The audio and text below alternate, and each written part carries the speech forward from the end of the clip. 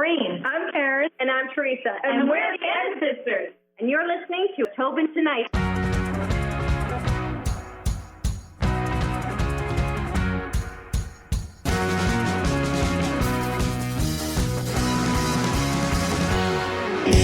Two of you went off on your own and went with Ennis. I don't know why you just didn't go with, just call yourself two Ennis Sisters instead of just going with the Ennis Sisters. Because I mean, yeah, there you go, two NI. That's what you should have went with. How did that come about? And Teresa, if you don't mind kicking in what you were doing during this process as well. Well, during that time, I had put out a couple of solo records myself. And then, of course, I had a child. So I wasn't touring as much. I wasn't on the road. It's really difficult to tour when you have a young, an infant, and it's hard. So Teresa wanted to, see how she wanted to do a project, and so Karen and I just continued on with the Ennis Sisters with Ennis. But we had to call it Ennis because Ennis Sisters wasn't. The Ennis Sisters are three of us, and it was quite confusing to a lot of people. It was very confusing, which we learned later that people just they didn't know what to call us anymore. So we gotta say, come back in the groove, and let's just go back to the Ennis Sisters and call that a mistake. But it wasn't a mistake. No, it was definitely like another stage in our career. Well, when you look at it, we've been doing this 20 years, so I mean, of course you're going to have times when you're going to want to try different things, different projects. But it was at that time though that we left that country market and we decided to go back into folk. So Ennis brought us back in around to sort of the Newfoundland Irish contemporary. That road again, when Teresa left, it was like the perfect time to restart and come back in around to the folk music scene again. And I think Teresa just walked out of the room in pure anger at those comments. She's gone. She jumped out the window. I think the thing that I want to make a joke about at that too is that when you went with Ennis, I'm sure some people in the crowd were like, "Oh man, there's definitely a scandal in there somewhere. Something happened with Teresa." Well, I'm sure they did. I'm sure they thought it was a big, thing that happened, but it wasn't really. It was just Teresa wanted to try something new, and Karen and I just decided to change it back from country to folk, and it was just sort of, it was sort of the downtime, after all that big hype and stuff, we just decided. Well, we've been on the road so much, and it was, when we moved to Nashville, we were down there, we were on the road constantly down there trying to promote ID and doing promotion with that, touring with it, so we were just, at that point in time, looking to get off the road for a little bit. And so other projects happened in the meantime. And then Teresa started a family, and so, and like Teresa said, having a baby is difficult when you're a touring musician. So, and even now, I mean, we're very lucky because our parents babysit when Teresa goes on the road now, but it's a challenging thing. Right.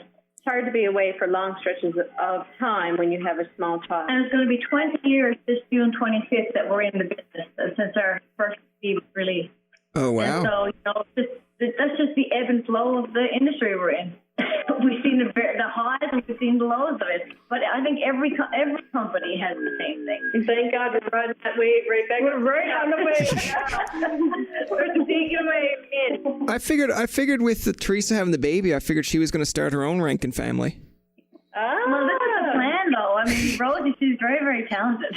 Yeah, I figured maybe, Teresa should do she was going to be on a solo act. And like you said, you guys have the talent that you've been singing in diapers. Maybe she brings up the baby on stage and goes, "Ladies and gentlemen, Rosie."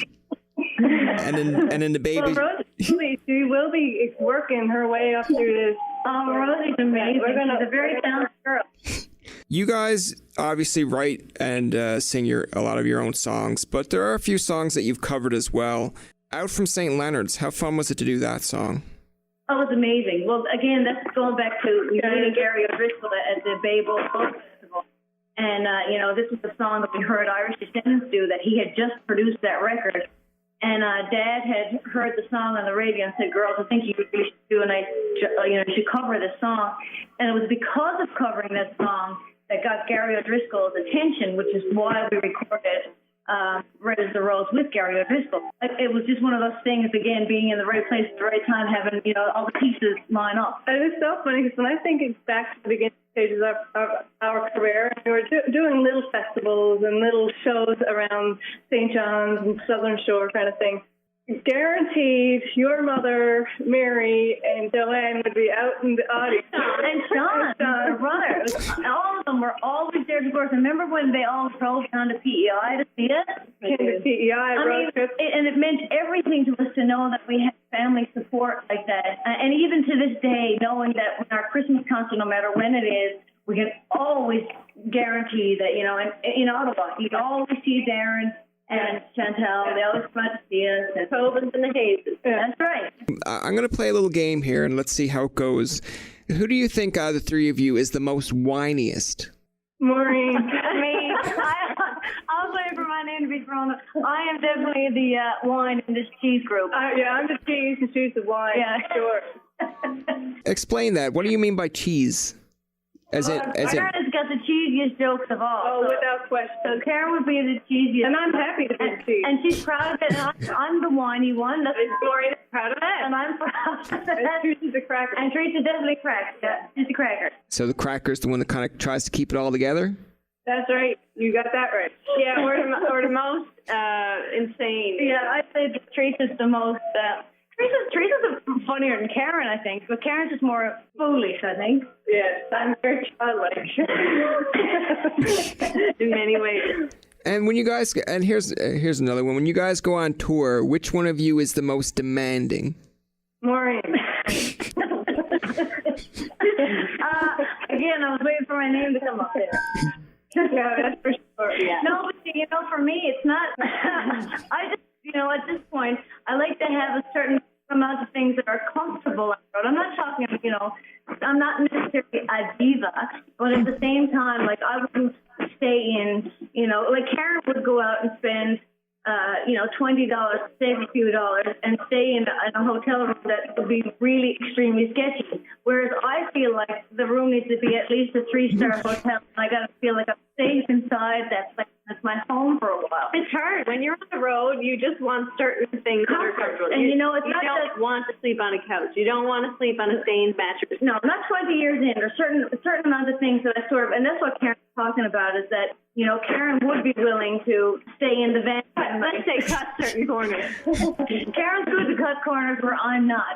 And it's not me being a diva or being overly demanding. It's just that I feel like I like to be a little bit more comfortable. No, but not even that. It's just like Maureen is very, and it's good because everybody contributes and there's a balance. But Maureen is the one that at soundcheck, everything has to run a certain order. And okay, here's the thing. Maureen is one extreme, Karen is the other, and I'm sort of in the middle. So the three of us balance each other out. That's right. And another one, the other question I want is, who's the most, I won't say laziest, but who's the one that's more laid back? Karen. Yeah, for sure. Karen is very take it as it comes and, very easygoing. But sometimes that's to a fault in regards to, Karen, we have to be on stage in 10 minutes and she's just now putting her makeup on. And there's stuff like that, and she actually made a game of it at one point where, she'd wait till the very last second and then start putting on her dress for stage to see how close to stage time she could be. Oh, Karen. And, it was... for me, someone who likes to know, I like a certain order. I spend hours on set lists and sound checks, stuff like that. To have Karen play a game like that was really hard on my heart. Not okay. I'm sure during that time frame when you guys were on Ennis doing that, Teresa was sitting at home or doing her own thing, going, "Thank God I'm not part of that." No, Teresa's there too. That's something that Karen does. I think just to sort of, because Karen's also someone who likes to torment. Well, it's torment, but it's also like play practical jokes and stuff like that. She's always trying to get one over on. It's a fun maker kind of thing. And it's not just her stage routine that she does that. She's constantly doing that. So, she'll always have us on our toes that way. And so she knows it's my button, that I like to have things organized and good to go and rehearsed. And so Karen will show up and forget her whistles, but they're really, in the dressing room or something like that. And she does that kind of stuff, just sort of, I think, that the play, push my buttons. Keep you on your toes. Yeah. The other way, you know, where I get so rigid in the way I am sometimes when it comes to running the stage show, that drives Karen insane because she would rather me be a little bit more, well, that was just a mistake, or you don't have to take that so seriously. So in that way, the two of us are each other's biggest teachers. And then Teresa comes in and sort of points out the extreme part. Teresa's exactly in the middle. Yeah. It's so funny to think of it that way because Maureen is obviously the oldest and Teresa's the youngest. So it's kind of like the youngest kind of telling the other two to stay in line. Well, that's exactly the way it is. She keeps us in line. That's it. You guys were noticed for the CBC for the song I Will Sing You Home, which they used for the World War to honor that. And you guys performed it actually too in CBC. How did that all come about and how does it feel to be recognized for that? Well, that song was written in 2009, March. I mean, this is the month of the for Sing You Home. And it was written because we lost our cousin Steve. He was only 36 years old, took his own life. And so it was through that grieving period that winter, sat down with Mark Murphy and we wrote a song called Sing You Home just to sort of help with the healing process. And then our friend Kelly Walsh heard it, and they did this beautiful arrangement with Shalloway, an award-winning youth choir here in Newfoundland, Labrador. And Kelly thought it would be very fitting for the 100th anniversary of Beaumont Hamel. And so we brought it to the rooms, and they loved it, and brought it to Krista Radofsky, who then put this gorgeous video together in partnership with Fortis Trust. Anyway, at the end of it, still to this day, I can't watch the video without being very emotional because I think they did a fantastic job of putting this together, you know, and having a younger generation learn about this very tragic part of our Newfoundland Labrador history, and to have this song pay tribute to something so profound. It's such an honor, not only as the songwriter of it, but as the performers of the song. And one of the greatest honors, too, was that Princess Anne got to meet us that day. Got to meet you. So that was a good honor. And, but everything about that, again, that was another one of those experiences that was something that's a career highlight. To say that we were part of such a beautiful project is amazing. And how was it to meet Princess Anne? It was, well, first of all, we didn't know that we were going to be able to because there's such protocol with meeting royalty.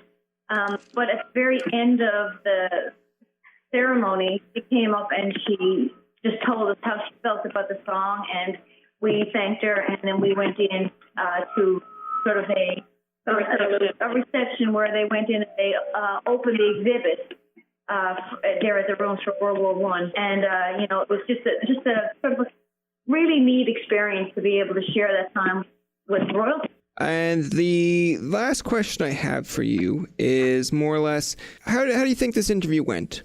This interview was great. It was a lot of fun. I feel like I was totally waiting for Karen to say something. Well, Teresa jumped in. No, I was going to say, I feel like we were able to answer honestly and be ourselves. So it was really relaxed and easy interview. I really enjoyed it. We had a lot of laughs. I learned a lot about myself and about Karen.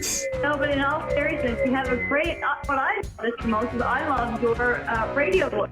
And you have a good sense of humor. And your questions were awesome, and it felt like very easy conversation. I enjoyed this interview a lot. And I hope to see you at our Christmas show now in December. That's going to do it for this episode of Tobin Tonight. Our thanks to Maureen, Karen, and Teresa for coming on the show. Remember, you can find past, present, and future episodes on TobinTonight.com, Spotify, and iTunes. Follow us on Twitter, like us on Facebook, and leave a comment or two. For Tobin and myself, this is Jacob saying, I'd like to live on Ennis Road, not just during Christmas time, but all year round. I hear Maureen, Karen, and Teresa show up a scattered time and make the place jump, or so the legend goes. Anyway, thanks for listening, and good night.